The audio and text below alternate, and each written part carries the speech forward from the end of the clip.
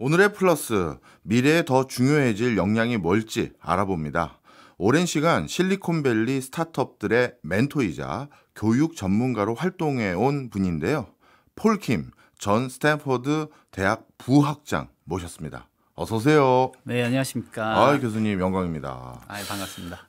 저는 익히 교수님에 대해서 많이 여기저기서 들은 바가 있어서 저는 좀 아는데요. 모르시는 분들을 위해서 부끄러우시겠지만 자기소개 좀 부탁드립니다. 예.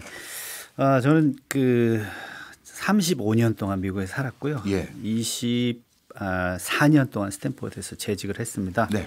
스탠포드 이제 교육대학원에서 부학장 활동한 것뿐 아니라 제가 이제 그 이외에 그 벤처 캐피탈 그런 기업들의 어드바이저 하고 또 대기업들 자문도 하고 뭐 그런 일들도 하고 왜 그러냐면 이 교육 생태계에서 그런 네. 것들이 다 연결이 있거든요. 그래서 저는 이제 교육 생태계를 그냥 학교, 대학교로 나누는 것이 아니라 어떻게 기업과 연계돼서 어떤 새로운 것들이 창출되고 또 새로운 지식이 또 만들어지고 그런 것들을 관심을 갖다 보니까 전체적인 생태계에 발을 다 들여야겠다 해서 이제 그런 다양한 기업 자문과 그런 활동을 해왔습니다. 예. 또 제가 20년 전에는 대학원생들하고 예. 같이 그 글로벌 그 교육 봉사 단체를 제가 만들었습니다. 예. Seeds of Empowerment. 예. 네, 그래서 사실 수업을 교실에서만 하는 게 아니라 이런 세상의 오지에 가서 현재 교육 현실이 어떤지를 아이들에게 좀 체험하게 하고 싶었는데 예. 그걸 이렇게 돌아다니다 보니까 학교 체계에서 하기에는 그게 좀 쉽지가 않더라고요. 그래서 그런 글로벌 그 교육 봉사 단체를 만들어 가지고 20년 넘게 지금 학생들과 계속해서 돌아다니면서 프로젝트를 진행하고 있고요. 또 최근에는 그 카자흐스탄 그 대통령 직속 그 인공지능 자문위원을 또 맡고 있어서 앞으로 올해 말부터 매년 10만 명의 학생들을 스타트업, 인공지능을 활용한 스타트업을 만드는 그런 교육을 제가 앞으로 6년 동안 해서 총 60만 명의 학생들이 그 인공지능과 창직 역량을 키워 나가는 그런 프로그램을 진행할 예정이고요. 네. 또 뭐 실리콘밸리에 있는 루모스 캐피탈 또 로보 벤처 이런 실리콘밸리 투자 기업에 또 자문위원을 해서 다양한 최근에 그 인공지능을 활용한 에듀텍 그런 기업들을 쉽게 제가 보면서 동향도 파악하고 또 학생들에게 어떻게 지도를 하면 좋겠다라는 것도 또 하고 또 이런 자문을 하다 보니까 전체적인 테크 트렌드를 이제 좀 읽기가 쉽죠. 네, 그런 것들. 그다음에 그 NC 문화재단이라고 NC 소프트에서 이제 창출한 그 NC 문화재단의 이사를 맡고 있고요. 전에는 뭐 아시아 개발은행 그 총재 자문위원이나 세계은행의 그 국제 전문가위원회 의장 같은 것도 맡았고 또 사우디아라비아 또 두바이, 오만 뭐 이런 중동 지역에서 그 미래대학교 디자인 프로젝트를 또 주도했었습니다. 네. 제가 이렇게 여기저기 돌아다니면서 많은 것을 하는 이유는 그러면 수업 시간에 할 얘기가 더 많다. 아, 그렇긴 하겠죠. 네. 그래서 그랬습니다. 예, 진짜 교수님이 그동안 해왔던 그 이력들을 보니까 공적인 영역 또는 민간 영역 그리고 교육 그리고 기업, 기술, 뭐 국제 뭐 거버넌스 야, 정말 동서고금을 막론하고 쭉 동서고금이라고 표현하는 게 맞는지 모르겠습니다만 하여튼 왕성한 활동을 해오셨는데 그런데 또 교수님 하면 또 자주 붙는 수식어가 하나 있더라고요. 나는 학창시절에 꼴찌였다. 이게 같이 붙어 있는데 우리가 일견 스탠퍼드 그러면 세계적인 대학이고 거기에서 부학장까지 하신 분이라면 아주 어렸을 때부터 영재 소리 좀 듣고 계셨을 것 같은데 이게 어떻게 된 건지 여기에 대해서도 궁금했어요. 네, 제가 많이 듣는 질문 중에 하나고 상당히 의아해하는 그런 부분이기도 한데요.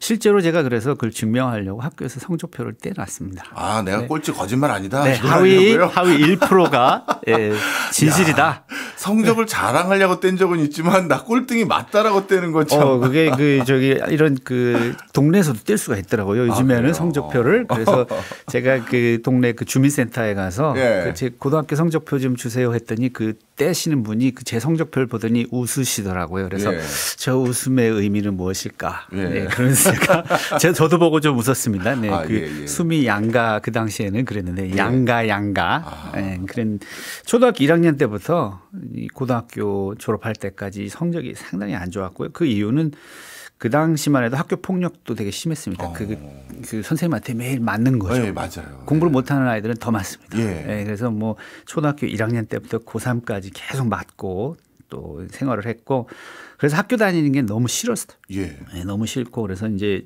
친구들하고 그렇게 많이 뭐 공 차고 놀고 이런 것도 별로 하지 않고 혼자 많은 시간을 보냈는데 저희는 집에서 이제 그 저희 아버님께서 여러 가지 이제 수리를 하는 그런 직장을 가지고 계셨거든요. 그래서 공구 같은 게 많았어요.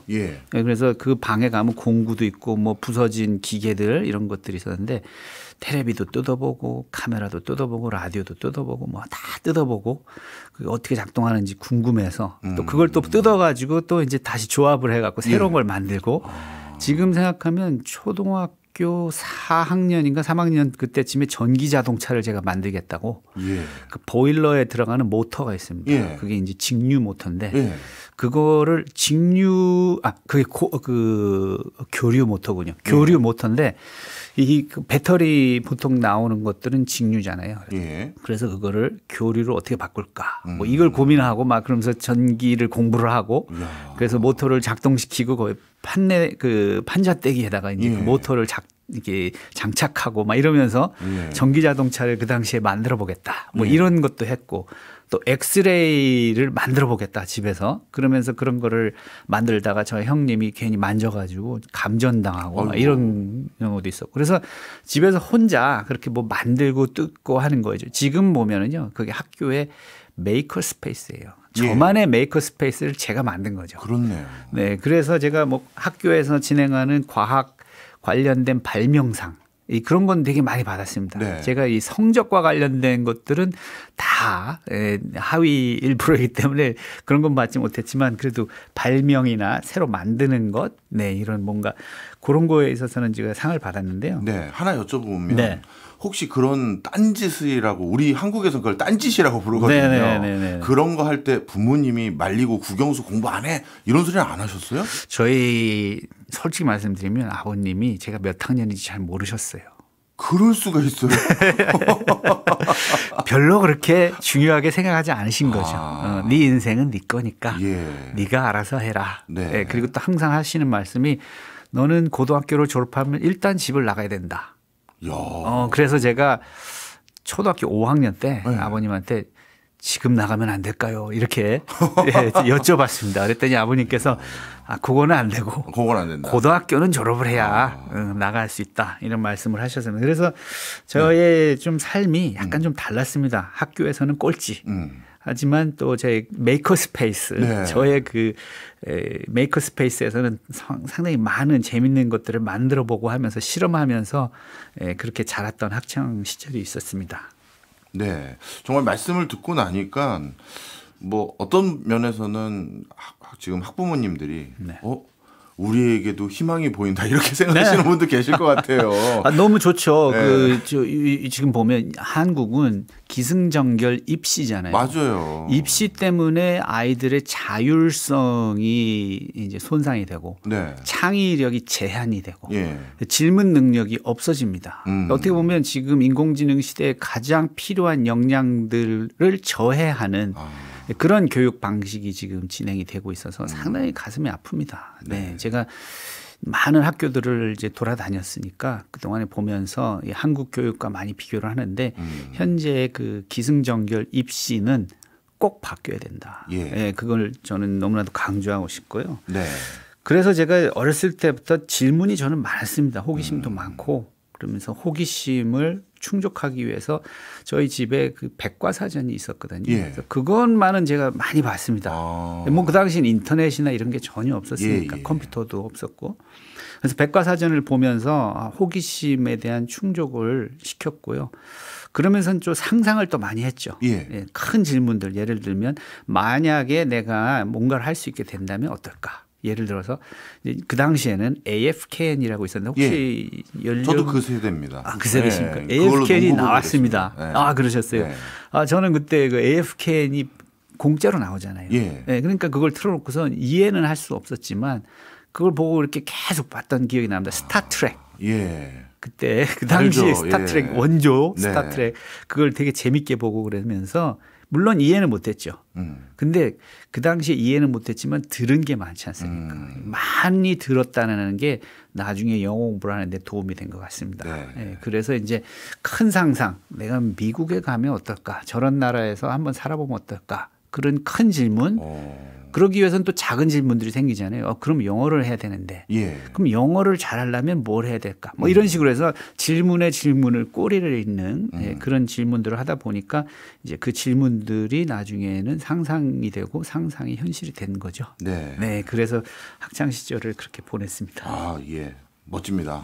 감사합니다. 뭐 앞서 말씀 주셨지만 사우디, 두바이, 오만 등의 대학교 디자인 프로젝트도 하고 계시고 또 카자흐스탄 대통령 직속 자문위원도 하고 계신 분인데 이번에 한국엔 어떤 이유로 오셨나요? 제가 이제 그 Seeds of Empowerment라는 단체를 가지고 이제 대학원생, 대학생들을 내고 전 세계를 많이 돌아다녔습니다. 오지로. 남미, 인도, 아프리카 많이 돌아다녔었는데 사실 한국에서는 그렇게 오지라고 하면 잘 모르잖아요. 오지가 어딜까 이런 생각을 했었는데 작년에 그 여수에서 엑스포에서 글로컬 교육 박람회가 있었습니다. 작년에. 거기 이제 기조 연설자로 초청을 받아서 그래서 여수에 왔다가 전라남도 그 교육감님도 뵙고 또 그 교육청 교육감님 그다음에 국제교육원 원장님도 뵙고 이러면서 여수에서도 오지가 있다. 한번 와줬으면 좋겠다라는 말씀을 듣고 한번 그러면 추진해 봅시다 해서 이번에 그 전라남도 여수에 그 금오도라고 있습니다. 여수에 가서 배를 타고 가면 되는데 가깝습니다. 배를 타고 요즘에 다리가 많아서. 근데 이제 거기는 배를 타고 들어가는데 거기에 이제 또 그 연결을 시켜 주셨어요. 교육감님하고 그 국제교육원 원장님께서. 그래서 또 이번에 스터디 트래블이라는 프로그램을 만들어서 여수를 세계로, 세계를 여수로. 요와 같은 그런 저희가 이제 아이디어를 가지고 많은 그 학생들도 이제 캐나다에서 데리고 가기도 하고 저 같은 경우에는 이제 금오도를 갈 때 버클리 학생들 2명 데려갔고 또 이제 고려대 전 그 부학장님이셨던 김자영 교수님 하고 또 고려대 학생들이었던 졸업자들이지만 그래서 그런 친구들도 데리고 가고 그래서 함께 거기서 이제 인공지능 시대에 걸맞는 질문 중심 수업 그다음에 디자인 띵킹 그래서 어떻게 창직을 하게 되는지 이런 그런 워크숍을 저희가 3박 4일 동안 진행을 했습니다. 근데 아이들이 눈이 반짝반짝 해가지고 또 이런 것들을 처음 접하다 보니까 너무 이제 좋아했고 또 저 같은 경우에는 카자흐스탄에서 지금 인공지능과 창직교육 프로그램을 만들고 있지 않습니까? 그걸 거기다 최초로 제가 이제 이번에 시도를 했습니다. 근데 아이들이 너무 잘 따라오더라고요. 초, 중고 학생들이 다 인공지능 교육을 받으면서 앞으로는 미래에는 창직이다. 그 어떤 직업을 찾아서 뭐 가는 게 아니라 나의 특기와 나의 관심과 내가 하고 싶은 그런 것들을 잘 조합을 해서 창직을 하는 시대다. 그와 같은 이제 컨셉을 이제 알려줬죠. 그래서 아이들이 재밌는 그런 솔루션도 만들고 또 다양한 그런 미래의 사회에 대한 질문도 하고 하는 아주 좋은 그런 시간이 되어서 앞으로 저희가 이제 전라남도 교육청과 국제교육원과 함께 이제 하고 싶은 거는 지금 이번에 해봤던 이 프로그램을 어떻게 하면 더 체계적으로 또 한국에도 섬이 엄청 많더라고요. 제가 보니까 그래서 그런 섬 지역, 사각 지역, 소외 지역을 저희가 이제 앞으로 더욱더 방문하면서 세계적인 그런 스탠포드 디자인 스쿨에서 가능한 수업들을 그런 지역에서 저희가 진행을 하려고 합니다. 그래서 이제 국제적으로 계속 하겠지만 뭐 인도, 남미, 아프리카 프로젝트들도 계속 진행이 되지만 한국에서의 또 이런 지역들을 더더욱 방문하면서 프로젝트를 진행하자 하는 그런 지금 마음을 먹고 있습니다. 네, 우리나라 도서 지역 학생들에게 스탠퍼드 D스쿨에서 하는 프로그램을 접목시키는 뜻있는 일을 해주고 계신데요. 그런데 모르겠습니다. 저는 국내에서만 자랐고 석박사도 국내에서 했기 때문에 그런지 모르겠습니다만 죽어라 외우고 죽어라 뭐 요약하고 그래서 오지선다형 잘 찍는 방법 그걸로 여기까지 살아왔는데 뭔가 이게 한계가 있어 보이고 이걸로는 뭔가 뭐 좀 이게 맞는 건지 저는 의구심은 있지만 제가 다른 교육을 배워본 적이 없기 때문에요. 우리 교수님께서 방금 학생들에게 인공지능 시대에는 질문하는 역량이 더 중요하다 이런 말씀을 주셨는데 네네. 그냥 제가 가지고 있는 선입견으로는 그래도 뭔가를 많이 외워놓고 알아놓고 그리고 용어, 개념, 메커니즘을 이해해야 그래야 뭐래도 좀 알 수 있게 되는 거 아닌가 질문할 수 있게 되는 게 아닌가 저는 이런 생각을 가지고 있는데 질문이 중요하다. 이거 어떻게 이해해야 될까요 제가? 지금 말씀하신 대로 많은 그 외우고 그 동그라미 치고 밑줄 긋고 해서 초중고 때 공부하신 것들 몇 프로 기억하시나요? 아유, 솔직히 뭐 이제는 나이도 들어가지고요. 거의 기억 안 납니다. 네, 그렇죠. 근데 그 만약에 그런 컨셉이나 이런 원리를 가지고 질문을 하면서 내가 답을 찾아 나가고 또 다양한 질문을 통해서 전에는 없었던 질문을 하게 되고 그런 논의를 통해서 공부할 때 사실 그런 것들은 잘 까먹지 않습니다. 네, 깊이 들어가기 때문에 그래서 저희가 특히 생각하는 것은 많은 것을 다루는 게 중요한 게 아니라 기억할 수 있고 적용할 수 있고 그걸 가지고 창의적인 것들을 만들 수 있는 역량을 키워주는 걸 더 중요하게 생각하거든요. 그래서 이제 제가 전 세계 59개 이상을 방문하면서 다양한 교육 프로그램들을 또 진행을 하면서 느꼈는데요. 질문이 없으면요. 배움도 없고 변화도 없고 미래도 없다. 이런 결론을 또 짓게 됐습니다. 그래서 특히 그 지금 인공지능 시대지 않습니까? 그래서 답을 알아내는 능력보다 사실 더 중요한 것은 질문을 할 수 있느냐 없느냐거든요. 그래서 이제 창의적 질문을 할 수 있느냐 없느냐에 따라서 앞으로 창직을 할 수 있느냐 없느냐가 결정될 거고요. 앞으로 지금은 이제 대부분의 직업들이 사라지게 될 겁니다. 사실 인공지능이 할 수 있는 것들이 너무나 많아지기 때문에 그래서 스스로 창직을 할 수 있느냐 없느냐가 중요한 시대가 오고 있는데 이 질문 역량이 그 아이들과 저희 나라의 미래를 좌지우지할 아주 중요한 역량이기 때문에 지금 열심히 돌아다니면서 질문 역량, 창의력, 인공지능을 활용한 창직 교육을 지금 열심히 전파하고 있습니다. 네. 교수님 설명을 들으니까 좀 이제 이해가 되네요. 뭐 질문을 할 수 있는 역량이라는 게 뭐 창의력, 사고력 이런 데는 큰 도움이 될 것 같지만 그래도 학습하는 데는 무슨 관계가 있을까 했는데 질문을 하면서 뭔가를 배워야 깊이감도 있고 오래 기억도 남는다. 이런 것도 참 의미가 있는 것 같습니다. 자, 그렇다면 이 인공지능 시대에 질문할 수 있는 역량 말고도 미래엔 또 어떤 역량이 중요할까요? 제가 이제 좋은 학교라고 소위 말하는 그런 학교들을 많이 방문했지 않겠습니까? 이제 초중고뿐만 아니라 대학교도 그렇고요. 뭐 스탠포드에서 이렇게 수업에 참여하는 학생들의 역량들을 이렇게 다 보면은요. 그 핵심적인 그런 패턴이 있습니다. 이 아이들이 그 소위 말하는 4C 그러니까 커뮤니케이션, critical thinking, creativity, collaboration 이렇게 협동 능력, 창의력, 비판적 사고, 그래서 이런 것들을 어떻게 잘 하느냐를 제가 봐왔는데 이 아이들이 그런 걸 잘해요. 대화 소통 능력이 뛰어나고 자기의 말을 잘 이해시킬 수 있도록 표현도 잘하고 또 협동을 해서 어떤 팀 프로젝트 같은 거 있잖아요. 그 그룹 그런 팀 프로젝트를 잘하고 또 창의적인 생각도 잘 끌어내고 비판적 사고도 좋아서 이 질문을 하는데 전혀 두렵지 않은 그런 모습을 보는데 그런 것들은 좋은 학교에서 많이 이루어지는 활동들의 패턴입니다. 그걸 이제 4C라고 해서 전에도 뭐 교육 쪽에서도 많은 이야기가 있었습니다. 20년 전부터 미래에 필요한 역량은 4C다. 이런 말은 많이 들어봤는데요. 근데 제가 생각하는 거는 그렇습니다. 이 4C가 있어서 대화를 잘하고 뭐 협동을 잘하고 뭐 리더십을 발휘하고 뭐 이런 거 다 좋은데 의도와 목적이 뭐냐.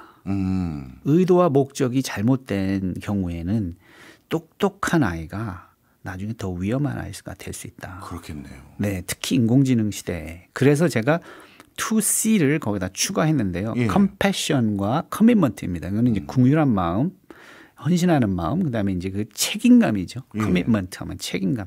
그래서 일단 그 소통을 하지 못하고 그 궁휼한 마음이 없어. 남의 아픔이나 어려움이나 이런 걸 전혀 이해하지 못하면, 그런 궁휼한 마음이 없다면 그런 리더가 과연 리더가 될 수 있겠느냐. 그리고 그것을 고치기 위해서 또 그것을 해결해 주기 위한 책임감이 없으면 말로만 하고 예. 끝이 날 텐데, 그래서 제가 이제 그 6C라는 말을 제가 많이 하고 돌아다닙니다. 그래서 앞에서 말씀드린 그 4C와 컴패션과 커밋먼트가 추가된 2C, 그래서 이제 6C를 이야기를 하는데, 이 스탠포드나 뭐 MIT, 하버드 이런 데 보면 인기 있는 수업들이 있어요. 예. 네, 그런 것들을 보면은 궁휼한 마음이나 책임감이 없으면 마칠 수 없는 수업들이 많습니다. 아, 그래요? 제가 스탠포드에서 디스쿨에서 수업했을 때도 예. 만든 그 개설한 수업이 Designing for Underserved Communities 뭐 예. 그런 거거든요. 그래서 더 부족한 지역에서의 필요한 교육 뭐 이런 프로젝트들인데, 그런 것들은 학생들이 수강 신청을 엄청나게 합니다. 예. 또 저희 디스쿨에서 유명한 수업 중에 Extreme Affordability라고 있거든요. 그러니까 어떻게 하면 더더욱 저소득층에서도 쉽게 접근할 수 있는 솔루션을 개발하는 것, 디자인하는 것, 그런 수업인데, 그런 것들에 대해서는 학생들이 더더욱 관심을 갖습니다. 왜냐? 사실 이 스탠포드, 하버드, MIT 온 학생들이 예. 뭐 졸업장이 중요해서 오는 건 아닙니다. 나도 뭔가 세상에 의미 있는 존재가 되고 싶다.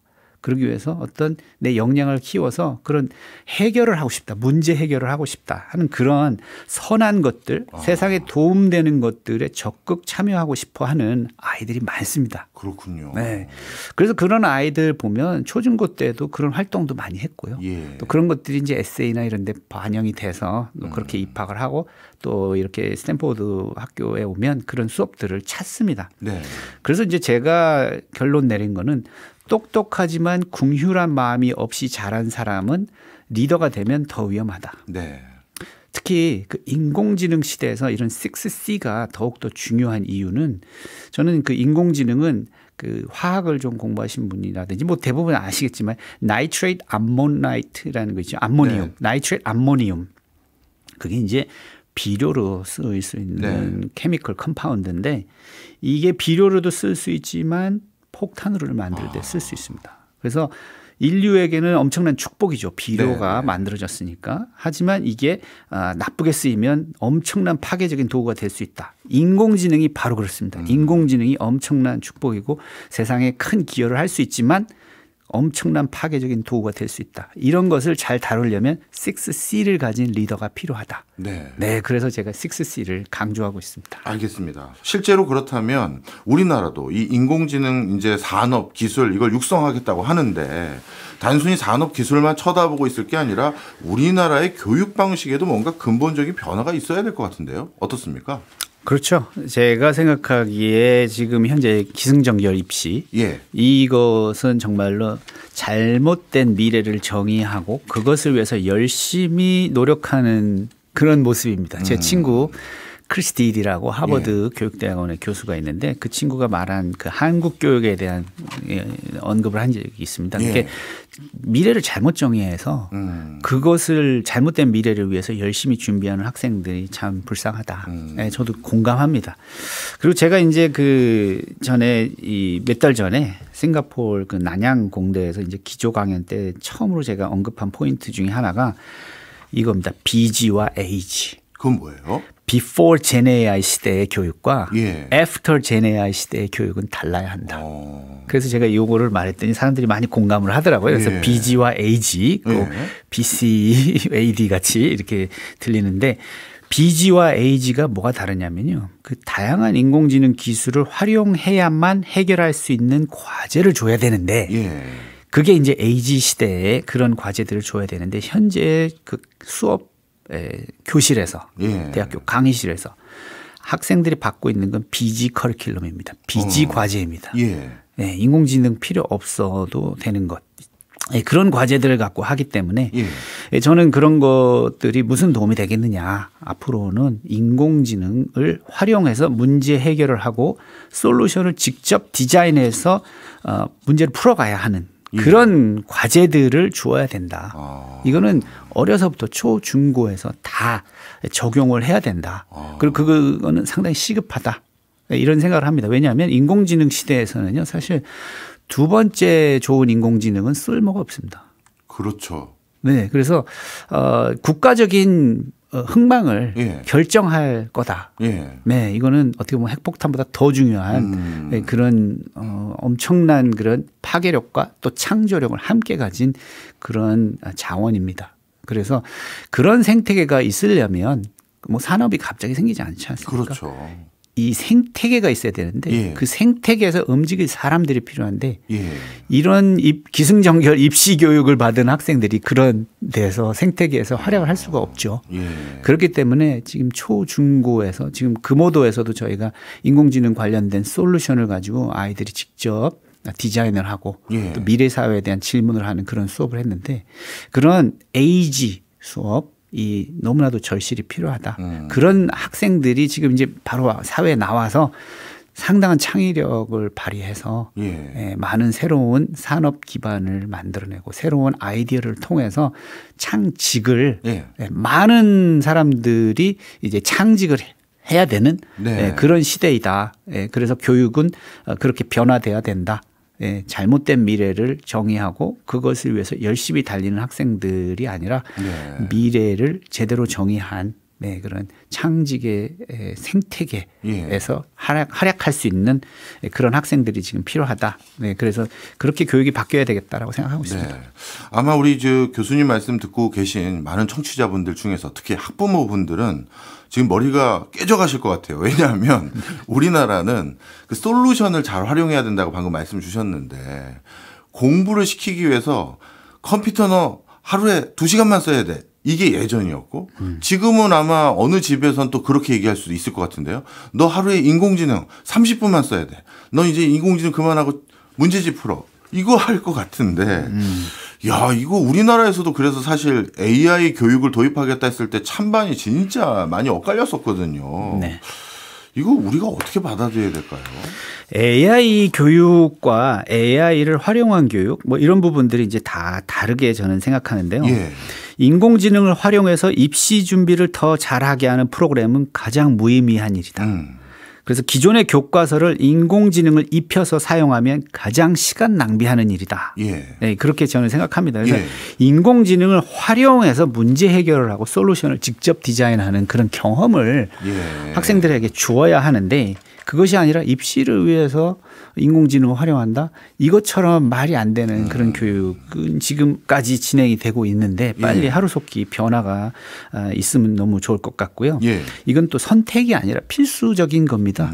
지금 제가 카자흐스탄에서 대통령 자문위원으로 인공지능 자문위원을 하고 있는데 그래서 이제 그런 교육 프로그램을 개발하고 있지만 전 세계의 많은 나라들이 지금 AI sovereignty에 대해서 상당히 그 많은 관심을 가지고 앞으로 나라의 흥망을 결정하는 부분이기 때문에 이런 이코시스템 생태계를 빨리 만들어야 된다라는 거거든요. 그래서 교육이 너무나도 중요한 역할을 하는 건데 제가 미국 텍사스 어스틴에서 그 South by Southwest라는 그 세계 최대 융합 그 페스티벌에서 3년 전에 처음 언급한 문구가 있는데요. 그게 뭐냐면 메타 인공지능 역량이라는 것을 제가 이야기했습니다. 이 메타 인공지능 역량이 뭐냐면요.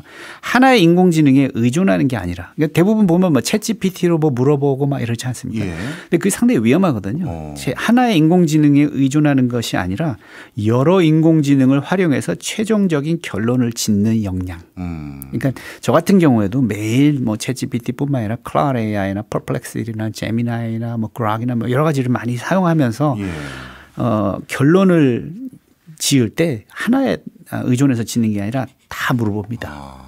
너는 어떻게 생각하니? 너는 어떻게 생각하니? 이러면서 그다음에 이제 저만의 그 최종적인 결론을 짓는 것도 있고. 차이가 좀 있나요? 물론 있죠. 잘못된 정보를 주기도 하고 홀루시네이션이라 갖고 이렇게 환각 증상에 빠진 답을 하기도 하죠.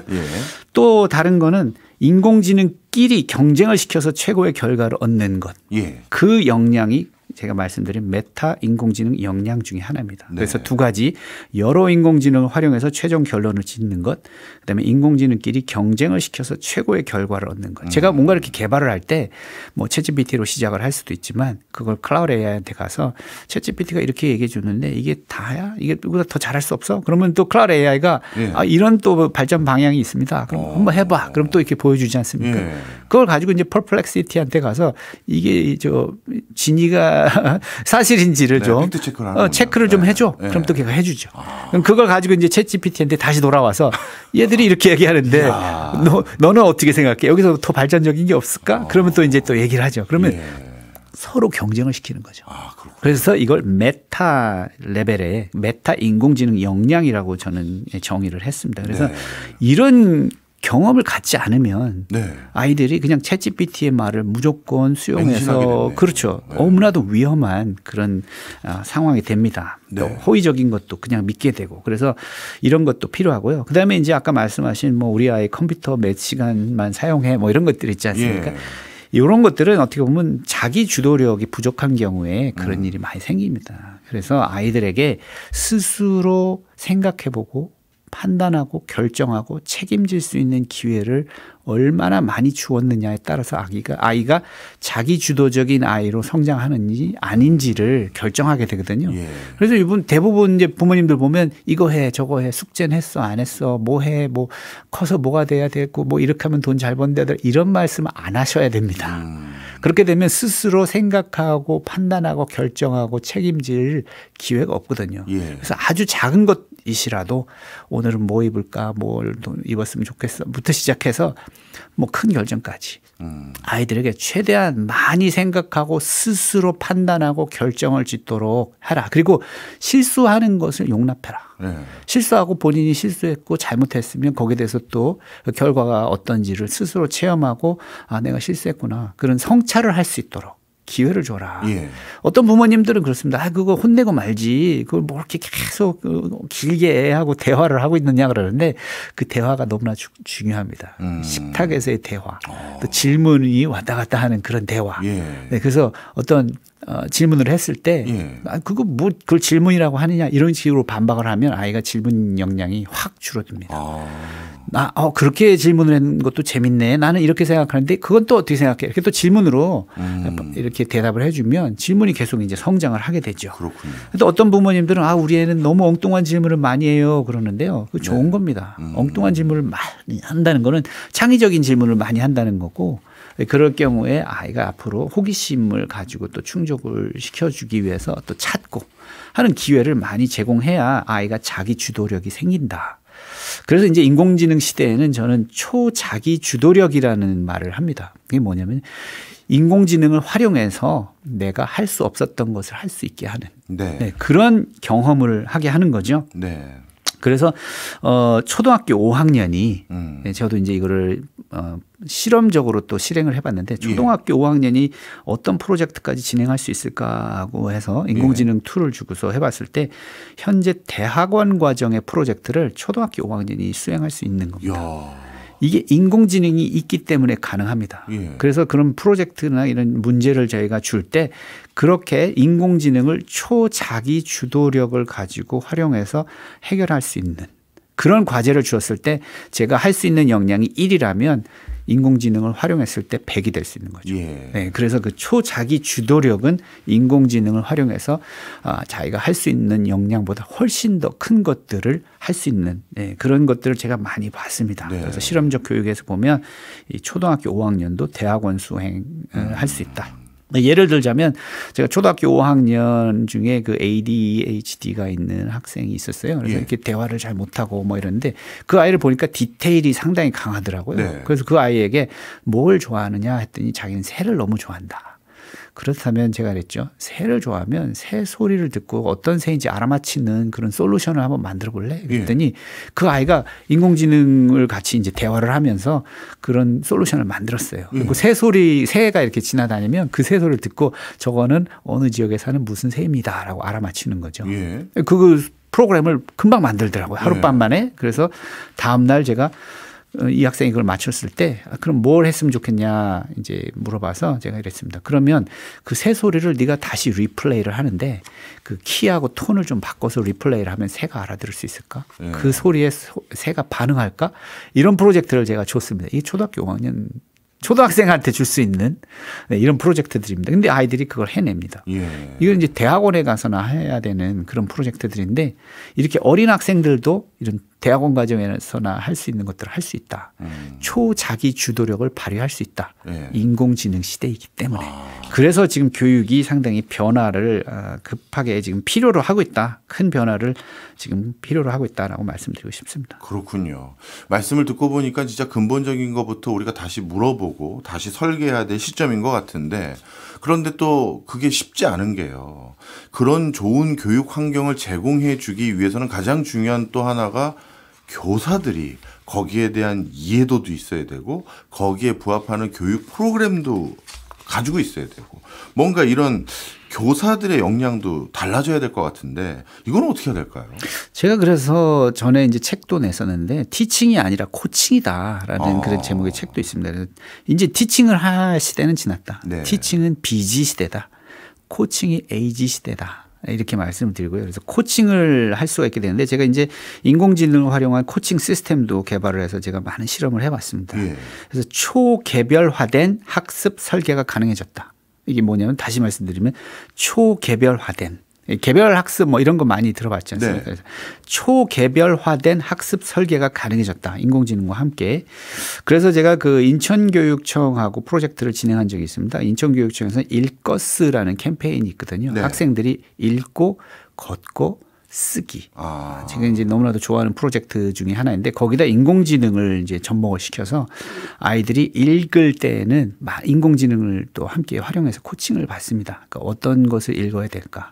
내 관심은 이런 거고 내가 잘하는 이런 건데 어떤 것을 읽으면 좋을까? 그다음에 걸으면서 생각을 하고 성찰을 하면서 어떤 솔루션이 더 도움이 될까? 네, 그런 솔루션을 만들고 그다음에 쓰기에는 글을 쓰는 것도 있지만 미디어를 창작하는 것도 있거든요. 예. 그래서 그 일거스 프로젝트를 통해서 인공지능 코칭을 받는 그런 프로젝트를 진행했었는데 상당히 반응이 좋았습니다. 그래서 이런 거 실험적으로 진행을 했지만 앞으로 이런 것들이 체계화돼서 많이 발전됐으면 좋겠다. 그래서 초개별화된 학습 설계가 가능해졌다. 네, 그런 것도 있고. 그다음에 이제 질문 중심 학습에 네. 대해서 제가 상당히 강조를 하느라고 스마일이라는 그런 프로젝트를 진행을 했습니다. 네. 2008년부터 진행해 오던 프로젝트인데 스마일은 뭐의 약자냐면요. Stanford Mobile Inquiry Based Learning Environment의 약자입니다. 예. 질문 중심 학습법인데요. 이걸 가지고 또 인천교육청에서 제가 프로젝트를 진행했는데 거기에 어떤 과학 선생님이 인천교육청의 김금희 선생님께서 이 수업을 직접 적용을 하셨어요. 그래서 학생들이 보통 질문하면 뭐 단순한 단답형 질문을 많이 하지 않습니까? 소금 결정이 뭐예요? 소금 결정은 왜 생겨요? 이런 질문을 하는데 선생님께서 이제 강조하신 게 없던 질문을 해보자. 그랬더니 이제 학생이 이런 질문을 했습니다. 소금 결정의 종류에 따른 성질이 어떻게 다르고 또 다른 형태의 그런 소금이 수용액에서 이온 농도와 전기 전도도 차이가 염색 공정 중 염료의 섬유 흡착률과 표면 장력 변화에 미치는 영향은 무엇일까? 이런 질문을 고등학교 학생들이 한 거예요. 이 선생님 수업에서. 그러니까 선생님이 그렇게 수업을 진행하신 거죠. 없는 질문을 하자. 구글 서치에 안 나오는 질문을 해보자. 했더니 학생들이 이런 질문을 한 거죠. 그래서 그런 질문을 가지고 아이들이 이제 선생님한테 물어본 거죠. 선생님, 이 질문 되게 복잡한데 답을 아세요? 그랬더니 선생님이 나도 몰라. 한번 같이 찾아볼까? 네. 그래서 학생들이 그걸 가지고 이제 전자현미경을 가지고 소금 다양한 결정을 가지고 이제 실험을 진행을 해서 답을 찾아내는 수업. 그런 수업을 했습니다. 그러니까 없는 질문에 대한 답을 찾는 수업이 제가 보기에는 가장 인공지능 시대에 맞는 수업이고 김금희 선생님 같은 분께서 그런 걸 이제 하신 거죠. 그래서 저는 이분 너무 존경하고요. 이런 그 멋진 그런 교사분들이 한국에 굉장히 많습니다. 그래요. 네. 그래서 지금 다양한 또 교육청과 이런 수업들을 지금 만들어 나가고 있고요. 인공지능 시대에 가장 적절한 교육은 없는 질문을 하고 그 답을 찾아가는 이런 창의력, 창작력, 창직력이 있는 학생들이 많은 교육 생태계에서 앞으로 산업에 엄청난 큰 긍정적인 영향을 미칠 것이다라고 믿고 있습니다. 네. 방금 소개해 주셨던 김금희 선생님 같이 뭔가 지금 시대의 부합성이 높은 그런 새로운 교육 방법들 그리고 커리큘럼들 이런 걸 도입하는 선생님들이 우리나라에 더 많아지면 좋을 것 같긴 한데 근데 우리 교수님도 아시겠습니다만 지금 우리나라 상황이 입시 중심이잖아요.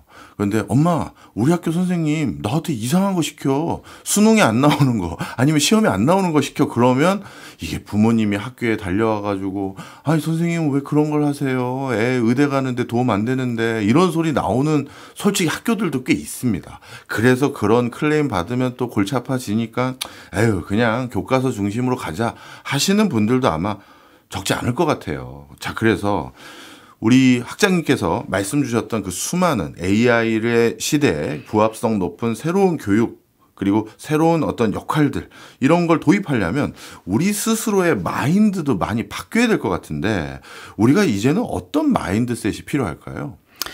일단 교육에 대해서는요 학생들이 호기심을 많이 가지게 하는 게 중요하고요. 그다음에 이제 질문 능력도 말씀드렸지만 밥상 문화가 중요하다고 저는 생각합니다. 밥상 문화? 밥상 문화죠. 예, 가정에서도 그렇고 어디 식당 나가서도 그렇고 이렇게 가만히 보면 어떤 부모님들 보면 본인들은 이렇게 대화하시는데 아이는 옆에서 핸드폰이나 모바일 뭐 디바이스, 패드, 뭐 아이패드 같은 거 가지고 게임하고 있어요. 맞아요. 저는 너무 싫어합니다. 그 모습을. 그래서 아이들을 대화에 참여시켜야 된다. 네, 뭐 유태인 교육에서도 그렇지 않습니까? 네. 질문 문화가 밥상 문화부터 시작하지 않습니까? 거기서도 그렇고. 그래서 아이들이 스스로 생각하고 답을 하고 참여할 수 있는 그래서 호기심을 또 발휘하고 또 호기심이 되면서 성찰을 하고 또 질문에 대한 답을 찾을 수 있는 기회를 최대한 많이 줘야 된다. 예. 네, 그래서 그럴 때 이제 자기 주도력이 향상이 될 것이고 그 자기 주도력을 가진 아이들이 인공지능을 장착하게 되면 자기 주도력을 발휘합니다. 네. 그래서 그런 경험과 기회를 최대한 많이 주시면 좋겠다. 부모님들께서. 그리고 좋은 학교는 6C가 들어갑니다. 예. 6C의 패턴을 봅니다. 그게 뭐 최고의 사립 초중고 학교에서도 프로젝트 하는 것들 보면요. 다 6C가 들어갑니다. 그리고 대학교 스탠퍼드, MIT, 하버드 이런 데에 있는 수업 중에 인기가 가장 많은 수업들도 6C가 들어간 수업들이고요. 예. 아이들이 그런 역량을 이미 가지고 들어옵니다. 그래서 저는 이제 그러면 부모님들을 위해서 저는 이제 앞으로 많은 더 부모님 교육을 할 예정입니다. 예. 그래서 그런 강연을 많이 나가고 있고요. 또 부모님들께서도 미래의 아이들이 지금 많은 사라질 직업을 가지고 준비를 시키는 경우가 많으신데 맞아요. 지금 생각하시는 뭐 의사, 변호사, 약사 많은 직업들이 있는데 사실 인공지능으로 많이 대체될 겁니다. 예. 예, 특히 진단 쪽에 있어서는 뭐 금방 상당히 많이 대체가 될 것이고요. 그래서 그러면 뭐 집에서 할 수 있는 게 뭐냐 그러는데요. 사실 돈이 드는 거 아니냐 뭐 이렇게 걱정을 하시는데 봉사를 많이 나가십시오. 봉사요. 네. 그 부모님들께서 봉사를 직접 가시고 아이들을 데려가시면 예를 들어서 어디 저는 한국의 실정이 약간 좀 부족할 수도 있지만 제가 예. 그 인천 부평 출신이라서 부평 길을 걷는데 거기에 텃밭이 있더라고요. 예. 텃밭에 보니까 여기에서 자란 야채, 채소는 어디 양로원 어디에 기증될 것입니다. 그러면서 어디 초등학교 몇 학년 몇 반 이렇게 써 있더라고요. 예. 그런 프로젝트 너무 좋습니다. 그렇게 사회에 기여를 할 수 있는 프로젝트. 예. 그 텃밭을 가꾸기 위해서 토양의 지질에 대해서 뭐 비료에 대해서 햇빛, 수분 뭐 별의별 걸 다 공부해야 되지 않습니까? 예. 그 안에 생물이 있고 화학을 공부하게 되고 예. 지질학을 공부하게 되고 뭐 다양한 것들을 공부하게 되고 또한 더 중요한 것은 왜 이걸 왜 하지 했을 때 이유 있는 학습, 이유 있는 교육의 여정이라는 것을 아이들이 분명히 깨닫습니다. 아, 내가 잘 가꾼 이 야채들이 할머니 할아버지들께서 맛있게 드실 수 있구나. 저분들이 이거 쉽게 구할 수 없고 힘이 이제 없으시니까 나가서 사지 못하실 텐데 우리가 잘 키워서 드리자. 이런 교육을 받은 학생들은 분명히 사회적 기여를 생각하고 이 수업을 하기 때문에 이유를 알게 됩니다. 내가 왜 공부하는지, 내가 이 생물을 공부해서 뭐 하지, 내가 비료에 대해서 왜 알아야 되지, 내 햇빛, 그다음에 이런 작용들, 화학 작용들 이런 게 왜 중요하지? 이것을 통해서 알게 되는 거죠. 목적과 이유를 알게 되는 이유 있는 지성을 쌓게 되는 거죠. 네, 그런 교육의 여정을 아이들이 많이 참여하게 되면 그것을 통해서 아이들이 호기심도 갖게 되고 또 동기 유발도 되는 거죠. 그래서 무슨 그런 요양원에 기증을 한다든지 소아암 병동에 가서 책을 읽어준다든지 친구가 되어준다든지 뭐 봉사할 수 있는 기회는 너무나도 많습니다. 쓰레기 줍기도 있을 수 있고요. 뭐 희귀종을 보호하는 프로젝트도 할 수 있고요. 뭐 그런 사회에 기여를 할 수 있는 더 나은 세상을 함께 만들어 갈 수 있는 여정, 그게 교육입니다, 사실. 교육을 하는 이유는 거기에 있습니다. 더 나은 세상을 함께 만들어가는 여정. 네. 그것을 아이들이 어려서부터 이해를 한다면 동기 유발이 돼서 더 공부할 이유를 알게 되고 공부에 더 재미를 느끼게 되고 자기가 이제 직접 관심을 갖게 되고. 네. 그래서 이제 그런 교육이 참 교육이다라고 저는 생각을 합니다. 네. 뭐 저도 대학에 있는 사람으로서 학장님 말씀에 정말 200% 공감하는데요. 그런데 우리 청취자분들 중에서는 지금 학장님 말씀은 안 가본 길을 가보라는 얘기로 정리가 됩니다. 근데 우리나라에서는 그게 되게 겁이 나거든요. 학생들에게도 졸업하고 뭐 할 거야 했을 때 저 공무원 하려고요. 저 어떤 전문 자격증 따서 뭐 하려고요 하는 친구들은 얼굴에 안정감이 있어요. 왜? 어디 가서 무슨 책을 피고 뭘 하면 나는 그 직업에 도달할 수 있어 라는 확신이 있거든요. 매뉴얼이 있으니까요. 근데 1, 2학년 때 마케터가 돼보려고요. 뭐 이런 소리 했던 친구들은 나중에 마케터 학원 없고 마케터 전문 자격증 없으니까 본인 스스로가 불안해하고 옆에 공무원 시험 준비하는 애들이 오히려 야, 너 마케터 그거 어떻게 하려고? 방법 있어? 뭘 어떻게 할 건데 하면 이 마케터 준비하는 친구도 불안해져서 저도 그냥 공무원 준비하려고요. 이렇게 해도 되거든요. 이거 어떻게 극복할 수 있을까요? 이런 질문을 해보면 좋을 것 같아요. 나는 행복한가? 내가 이걸 공부함으로써 즐거울까? 이게 나한테 영적으로나 육적으로나 이게 건강한 일일까? 예. 이 의미 있는 일일까? 이게 나의 가슴을 뛰게 하는 것일까? 이런 질문들을 한번 해보면 좋을 것 같습니다. 저도 어렸을 때 봉사하는 기회가 있어서 그런 봉사를 하면서 많이 가슴이 뛰었습니다. 아, 나는 이런 일을 해야겠다. 그리고 나는 너무나도 얻은 게 많다. 네, 제가 이제 그 충북 음성의 꽃동네를 한번 갔었는데 거기 가서 이제 하반신 불수, 뭐 전신 이런 불수는 그런 환자들을 이제 실어서 이제 제가 들어가지고 화장실 데려가서 씻기고 데려와서 말리고 옷 입히고 밥 먹이고 하면서 불평을 되게 많이 들었거든요. 아니 그거밖에 못해. 때려쳐. 뭐 그러려고 왔어. 이런 말을 들었어요. 직접. 그런데 들으면서도 할 수 있었던 것은 거기 큰 바위에 이런 말이 쓰여 있습니다. 제 손으로 얻어먹을 수 있는 힘만 있어도 축복입니다라는 말을 제가 봤거든요. 어렸을 때. 아, 나는 손발이 다 있고 움직일 수도 있고 할 수 있는 게 너무 많구나. 나는 너무너무 축복을 받았구나. 그런 생각을 했고요. 그러면서 제가 이런 도움을 줄 수 있는 뭔가 남의 고충과 어려움을 이해하고 그런 것들을 좀 해결할 수 있는 일을 하면 좋겠다.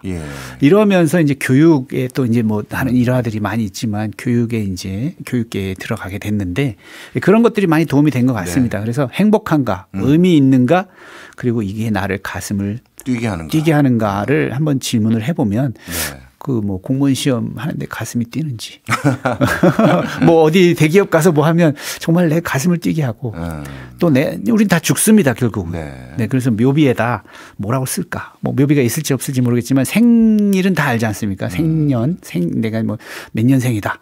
근데 사망년도 쓸 텐데 생년과 사망년 사이에 그냥 일자로 쭉 이렇게 쭉 거 있죠 그냥. 그 쭉 거 있는 게 dash라고 하는데 Life is just a dash. 그냥 인생은 그런 한 줄이야. 그 안에 무엇을 채울까? 과연 의미 있는 것으로 채우고 갈 것인가? 우리 평생 살지 않습니다. 영원히 살지 않습니다. 그랬을 때 어떤 여정이 나의 가슴을 뛰게 할까? 그래서 내가 죽을 때 내 자신에게 미안해하지 않을까?